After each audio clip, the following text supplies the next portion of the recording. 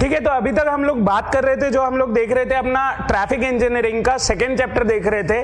Traffic engineering के geometrical design में जब हम लोग जो थर्ड पार्ट था हमारा वर्टिकल अलाइन, जो हमारा लास्ट पार्ट है वर्टिकल अलाइनमेंट, तो वर्टिकल अलाइनमेंट्स में सबसे पहले बात करते हैं कि वर्टिकल अलाइनमेंट्स होता क्या है और कैसे कैसे वर्टिकल अलाइनमेंट्स प्रोवाइड किए जाते हैं। तो देखिए जरा वर्टिकल अलाइनमेंट्स क्या होता है। वर्टिकल अलाइनमेंट में हम लोगों ने उसको दो पार्ट में डिवाइड किया है। पहला है ग्रेडियंट, कैसे कैसे वर्टिकल अलाइनमेंट प्रोवाइड करना है, और दूसरा है वर्टिकल कर्व्स।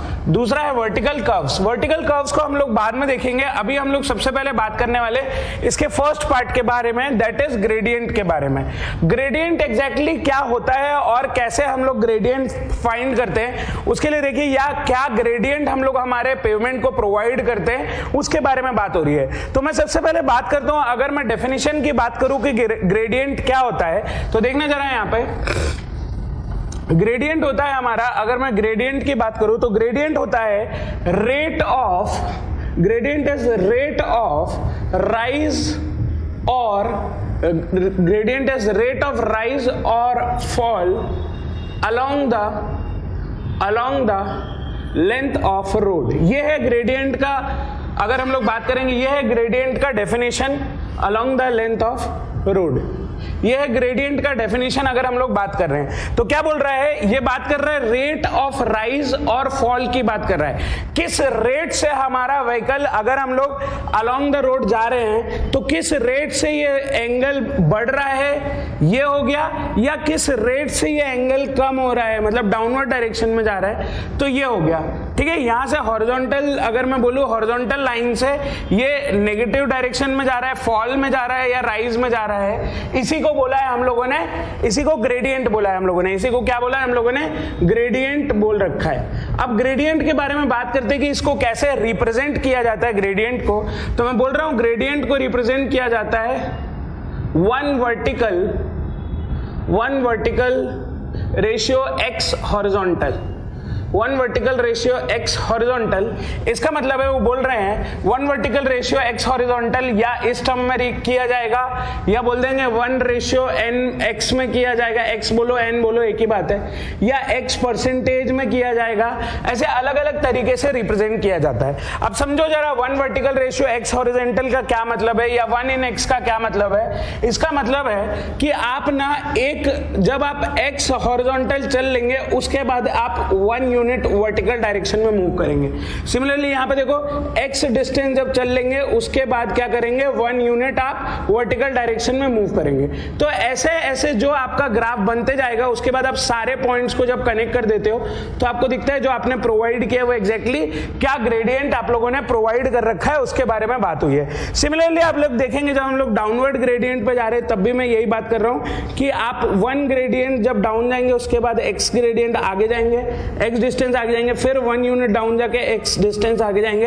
ऐसे ही आपने अपना डाउन ग्रेडियंट भी प्रोवाइड किया और इसमें क्या कर दिया, हर पॉइंट पे आप लोगों ने इन सारे पॉइंट्स को कनेक्ट कर दिया है, तो आपका डाउन ग्रेडियंट भी आपको देखने को मिला है। ठीक है, तो ये तो हो गई ग्रेडियंट की बात जब हम लोगों ने बात करी।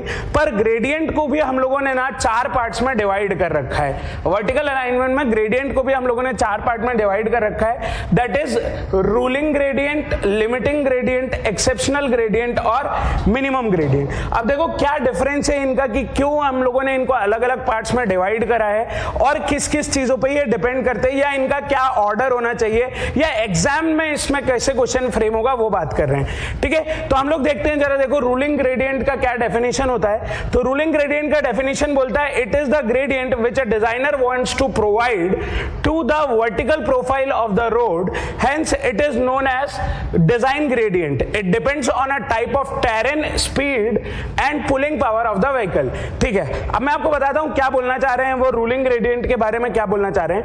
रूलिंग ग्रेडियंट वो ग्रेडियंट होता है जो जनरली एक डिजाइनर सोच के रखता है कि मुझे यही ग्रेडियंट जनरली प्रोवाइड करना है। ठीक है, जो भी मेरा रोड बना रहा हूं मैं, जो भी मेरा पेवमेंट प्रोवाइड कर रहा हूं, along the length of the road बात कर रहा हूं, तो जो भी मेरा डिजाइनर थॉट करके रखता है कि मुझे यही ग्रेडियंट प्रोवाइड करना है, उसी को मैं बोलता हूं रूलिंग ग्रेडियंट। इसीलिए कभी कभी आपने आपने देखा इसके आगे वाली लाइन बोलेगी आपको कि इसीलिए इसको हम लोग क्या बोलते हैं, hence it is also known as, इसको हम लोग और क्या बोलते हैं, डिजाइन ग्रेडियंट भी बोलते हैं, क्योंकि डिजाइनर जनरली प्रेफर करता है इस ग्रेडियंट को, रूलिंग ग्रेडियंट को। ये वो मैक्सिमम ग्रेडियंट है जो जनरली डिजाइनर प्रेफर करता है, ठीक है, ठीक है। अब बोल रहे हैं ये जो रूलिंग ग्रेडियंट है ये किस किस चीजों पर डिपेंड करता है, तो मैंने बोला ये टेरेन के ऊपर डिपेंड करता है, आप कौन से टेरेन पे जा रहे हैं, रोलिंग टेरेन है, प्लेन टेरेन है, क्या स्पीड से मूव कर रहे हैं, और व्हीकल का, जो व्हीकल उस रोड पे जाने वाले, उस पेवमेंट पे जाने वाले, उनका पुलिंग पावर जनरली क्या रहता है, वो सारी बात करी है हम लोगों ने रूलिंग ग्रेडियंट में, ठीक है। तो ये रूलिंग ग्रेडियंट को हम लोग RG के नाम से भी कभी कभी आपको दिखेगा, रूलिंग ग्रेडियंट RG के नाम से भी आपको कहीं पे देखने को मिलेगा। सिमिलरली अब हम बात करते हैं, नेक्स्ट बात करते हैं लिमिटिंग ग्रेडियंट के। लिमिटिंग ग्रेडियंट को LG से भी रिप्रेजेंट किया जाता है कभी कभी। तो समझो जरा लिमिटिंग ग्रेडियंट क्या होता है। तो लिमिटिंग ग्रेडियंट आपका हमेशा स्टीप होता है in comparison to ruling gradient. अगर मैं बात करूं तो देखेंगे फर्स्ट सेंटेंस यही बोल रहा होगा, it is steeper than the ruling gradient, ठीक है। दूसरा केस समझो, दूसरा पॉइंट क्या बोलना चाह रहा है, दूसरा पॉइंट बोलता है कि जो आप लिमिटिंग ग्रेडियंट आप प्रोवाइड करने वाले हो वो तभी प्रोवाइड करोगे जब आप रूलिंग ग्रेडियंट प्रोवाइड नहीं कर पा रहे होगे, ठीक है। तो जैसे मैं आपको एक एग्जांपल बताता हूं, आप समझो कि आप ना किसी माउंटेन के लिए पाथ बना रहे हो, किसी माउंटेन को क्रॉस करने के लिए एक पाथ बना रहे हो। ये रहा आपका माउंटेन, ठीक है। इसको क्रॉस करने के लिए आप एक पाथ बना रहे हो। तो आप लोगों ने जनरली देखा होगा जो आप पाथ प्रोवाइड करते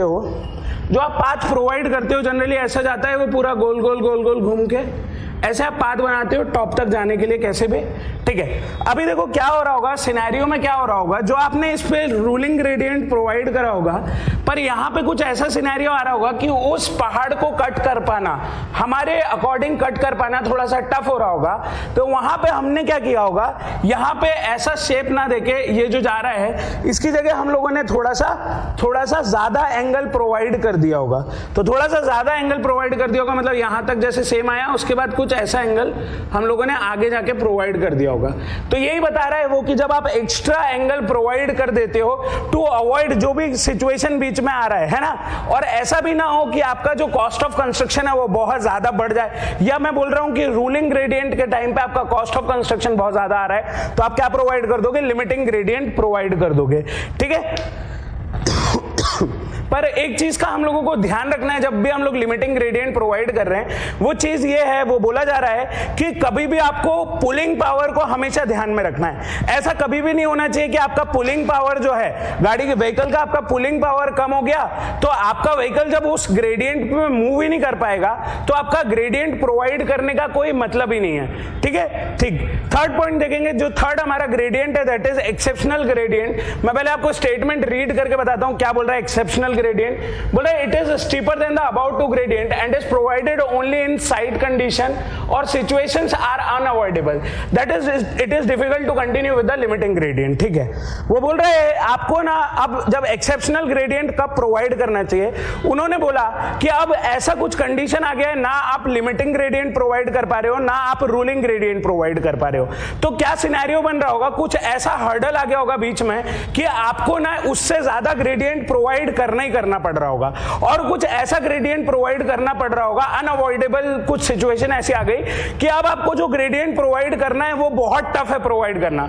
मतलब तो आपको क्या करना है, जब आपको एक्स्ट्रा ग्रेडियंट जब प्रोवाइड करना है, तो IRC ने बोला है जब वो एक्सेप्शनल ग्रेडियंट आप प्रोवाइड कर रहे हो तो वो नोट डाल के लिखा है मैंने आपको, ये इंपॉर्टेंट है, बहुत सारे एग्जाम्स में पूछा जाता है इसलिए। तो बोल रहा है IRC has suggested that it should not be provided for length more than 100 metre. इसका मतलब वो बोल रहा है कि आप जो भी एक्सेप्शनल ग्रेडियंट प्रोवाइड कर रहे हो आप प्रोवाइड कर दो, पर उसका लेंथ ना 100 मीटर से ज्यादा नहीं होना चाहिए, है ना, ताकि आपका ऐसा भी हो कि आप अगर आपका वेलोसिटी, जैसे मैं अगर क्रिटिकल ग्रेडियंट की बात करूं, तो क्रिटिकल ग्रेडियंट वो ग्रेडियंट हो रहे हैं जिनमें आपका वेलोसिटी, जिस भी वेलोसिटी से आपका व्हीकल मूव हो रहा है, उस वेलोसिटी में जो डिफरेंस आने वाला है उस ग्रेडियंट पे जाने के बाद वो 20 to 30 kmph से ज्यादा नहीं होना चाहिए। क्योंकि आपको पता है अगर आप एक्सेप्शनल ग्रेडियंट प्रोवाइड प्रोवाइड कर दोगे, बहुत ज्यादा स्लोप प्रोवाइड कर दोगे अपने ग्रेडियंट पे, तो क्या होगा, आपका व्हीकल का पुलिंग पावर कम होगा और वो पीछे की तरफ आ जाएगा जो एक्सीडेंट का कॉज कर देगा। ठीक है, तो आपको याद रखना है कि एक्सेप्शनल ग्रेडियंट जो आप प्रोवाइड कर रहे हो वो कहां से ज्यादा नहीं होना चाहिए, 100 मीटर लेंथ से ज्यादा नहीं होना चाहिए। सीधे सीधे उस लाइन को क्रॉस किया जो अनअवॉइडेबल था, उसके बाद वापस से हम लोग अपने रूलिंग ग्रेडियंट पे मूव करेंगे। ठीक है, ठीक। अभी देखो जो थर्ड है, फोर्थ, जो लास्ट है हमारा ग्रेडियंट में, दैट इज मिनिमम ग्रेडियंट। तो मिनिमम ग्रेडियंट क्या होता है वो देखेंगे।